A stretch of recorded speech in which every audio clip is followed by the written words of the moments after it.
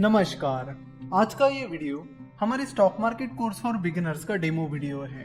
पिछले कुछ टाइम से इंडिया काफी तेजी से ग्रो हो रहा है, इसलिए इंडिया को लैंड ऑफ अपॉर्चुनिटीज भी कहा जाने लगा है।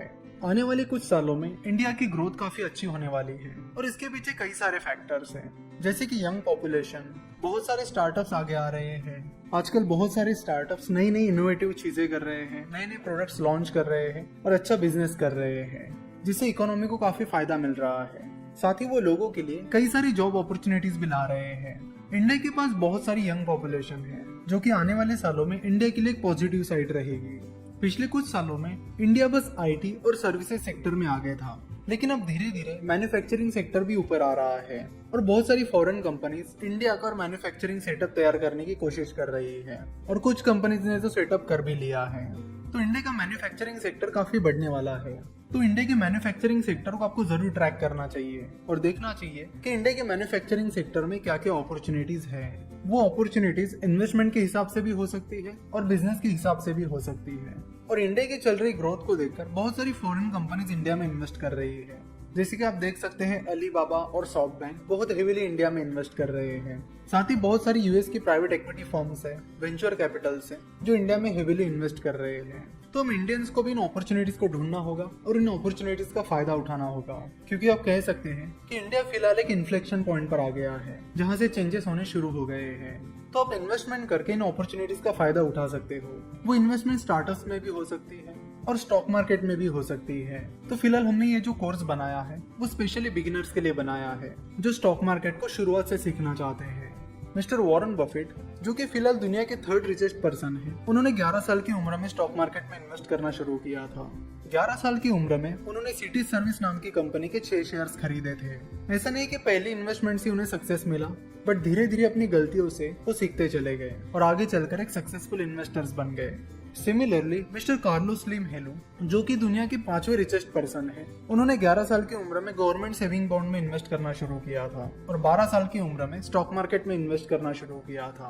तो बहुत कम उम्र में ही इन्वेस्टमेंट शुरू करके पहले तो उन्हें कंपाउंड इंटरेस्ट का मतलब पता चला और उसका महत्व भी, कि कंपाउंड इंटरेस्ट कितना इंपॉर्टेंट है और कैसे किसी व्यक्ति को बहुत अमीर बना सकता है। मिस्टर वॉरेन बफेट और मिस्टर कार्लोस स्लिम हेलो, इन दोनों ने भी बहुत ही कम उम्र में इन्वेस्टमेंट स्टार्ट की थी और इन्वेस्टमेंट का रूल भी यही कहता है कि जितने जल्दी आप शुरू करोगे उतना बेहतर, क्योंकि कंपाउंडिंग को अपने फेवर में काम कराने के लिए कुछ टाइम पीरियड लगता है। उसके लिए बेहतर होगा कि आप जल्द से जल्द इन्वेस्टमेंट शुरू करें, ताकि कंपाउंडिंग आपके फेवर में काम कर सके। ये जो कोर्स हमने बिगिनर्स के लिए बनाया है, उसमें हमने कंपाउंडिंग को बहुत ही डिटेल में कवर किया है। उसमें हमने एक एग्जांपल की भी बात की है, जैसे कि सेंसेक्स ने पिछले 10 सालों में कंपाउंडेड सालाना 16% रिटर्न दिया है। तो अगर मान लेते कि आने वाले सालों में सेंसेक्स 15% कंपाउंडेड सालाना रिटर्न देता है, तो आपके 1 लाख रुपए की अमाउंट 28 साल बाद 50 लाख रुपए हो जाएगी। यानी 1 लाख रुपए को 50 लाख रुपए बनने में 28 साल लगेंगे और फिर उसके बाद और 50 लाख उसमें जुड़ने में सिर्फ 5 साल लगेंगे। यानी 33 साल बाद आपकी अमाउंट 1 करोड़ हो जाएगी। तो कंपाउंड इंटरेस्ट का मतलब क्या है? कंपाउंड इंटरेस्ट का मतलब है इंटरेस्ट पर इंटरेस्ट। आपको जो भी रिटर्न्स मिलेंगे उस पर आपको रिटर्न्स मिलेंगे। कंपाउंडिंग के लिए जरूरी है कि आपकी इन्वेस्टमेंट लॉन्ग टर्म होनी चाहिए, तभी कंपाउंडिंग काम कर पाएगी। इन्वेस्टिंग को और डिटेल में समझने के लिए आपको एक्टिव इनकम और पैसिव इनकम को भी समझना पड़ेगा। हमें जो सैलरी मिलती है वो हमारी एक्टिव इनकम होती है, यानी जितना हम काम करेंगे उसके बदले में हमें पैसा मिलेगा। अगर हम काम करना बंद कर देंगे तो पैसा आना बंद हो जाएगा। वही पैसिव इनकम वो इनकम होती है जिसके लिए हमें काम नहीं करना होता, जैसे कि आपने अपने पैसे इन्वेस्ट कर लिए ना, उस इन्वेस्टमेंट पर आपको जो रिटर्न मिलेगा वो आपके लिए पैसिव इनकम रहेगी। तो आप सिर्फ एक्टिव इनकम पर डिपेंड नहीं रह सकते। मिस्टर वॉरेन बफेट कहते हैं कि if you don't find a way to make money while you sleep, you will work until you die. यानी वो कहते हैं कि आपको ऐसे रास्ते ढूंढने होंगे जिससे आप जब सो रहे होते हो तभी पैसा आपके लिए काम कर रहा होता है। अगर आप ऐसा नहीं करोगे तो आपको मरते दम तक काम करना पड़ेगा। तो आपका मेन काम ये है कि एक्टिव इनकम को सेव करके उसे पैसिव इनकम में कन्वर्ट करना। यानी मिस्टर वॉरेन बफेट शुरुआत में कोक के कैंस बेचकर या फिर कई सारे अलग अलग छोटे मोटे काम करके पैसा कमाते थे। यानी वो छोटा मोटा कोई काम करके एक्टिव इनकम कमाते थे और फिर उस पैसे में से कुछ पैसे सेव करके उन्हें इन्वेस्ट कर देते, यानी उस एक्टिव इनकम को वो पैसिव इनकम में कन्वर्ट कर देते हैं। तो आपकी भी ये कोशिश होनी चाहिए कि जो भी एक्टिव इनकम आप कमाते हो उसे आप पैसिव इनकम में कैसे कन्वर्ट कर सकते हो।